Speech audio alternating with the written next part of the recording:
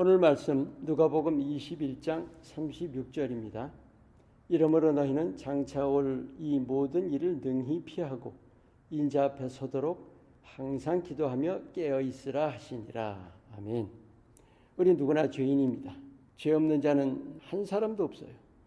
죄를 짓는다는 것이 행위만이 아닙니다. 구약에서는 율법에서 행위를 강조했지만 이제 예수님께서 오셔서 마음으로 짓는 것도 다 죄인 거죠.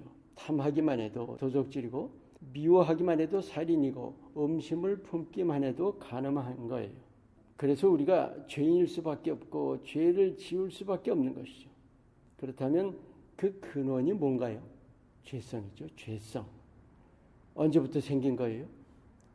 선악과를 기억해 보시면 창세 때부터 죄성은 있었어요. 하나님께서 만드신 모습 자체에, 즉 흙으로 만드신 그 육신 자체에 죄성이 담겼다는 거죠. 육신에 죄성이 반드시 있는 거예요. 예외가 없습니다. 인위적으로 없앨 수도 없습니다. 그래서 십자가가 필요했던 거예요. 그래서 예수님께서 오셔서 이 우리의 죄성을 위해서 죽으셨던 거예요. 그런데 예수님께서 십자가에 죽으셨다고 해서 끝난 일이 아니죠. 우리가 그 십자가를 실제 삶에서 적용을 해야 돼요. 예수님을 힘입어서 우리가 육신을 이겨나가야 한다는 거예요. 그것이 우리 믿음의 삶의 내용입니다. 영적 전쟁이고 이것이 바로 성화의 삶이죠. 오늘 본문에 예수님께서 이 마지막 때의 모습을 말씀해 주시고 나서 항상 기도하며 깨어있으라 하셨어요. 그래서 이 말씀을 단순히 그저 기도하라, 구하라 하는 말씀으로 이해할 것이 아닙니다. 마지막 때라는 상황이 있고 또 깨어있으라는 말씀이 함께 있잖아요. 주님의 빛 안에 거하라는 말씀이에요. 그저 가까이 하라는 그 정도가 아니라 우리가 주님과 늘 함께 있으라는 말씀입니다. 우리가 하나님은 빛이잖아요. 중요한 것은 빛의 자녀는 신분의 일이에요. 실제적인 게 중요하죠. 과연 우리가 빛 가운데 있느냐 하는 거죠. 오늘 여러분과 영적인 착시에 대해서 한번 생각을 해봐요. 아주 흔해요. 예를 들어서요. 우리가 믿으면 하나님의 자녀이죠. 우리가 예수님을 마음에 영접해야 하나님의 자녀예요. 요한복음 1장 12절 말씀처럼. 그런데 믿는다면서 우리 마음에 세상의 것들로 가득 차 있고서는 하나님의 자녀일 수가 없어요. 그게 바로 영적인 착시죠. 아닌데도 하나님의 자녀라고 생각하는 거예요. 마찬가지로 빛의 자녀도 그래요. 우리가 빛 가운데 빛 안에 있지 않으면 어둠 안에 있는 거예요. 그래가지고 빛의 자녀일 수가 없죠. 그렇다면 어둠이 뭘까요? 어둠은 단순한 마귀가 아닙니다. 우리가 아까 나눴던 그 죄성 있죠. 육신. 그 육신의 일이 바로 어둠입니다. 마귀가 끊임없이 우리의 죄성 있는 육신을 유혹합니다.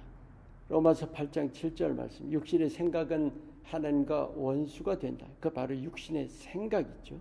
또 갈라디아서 5장 17절 말씀처럼 육신의 소욕이 성령을 거스른다는 육신의 소욕. 이 두 가지. 육신의 생각과 육신의 소욕이 바로 어둠인 거예요. 빛이신 주님과의 통로를 가로막는다는 거예요. 우리가 해야 할 일은 어둠을 벗어나려는 의지가 있어야 하는 거예요.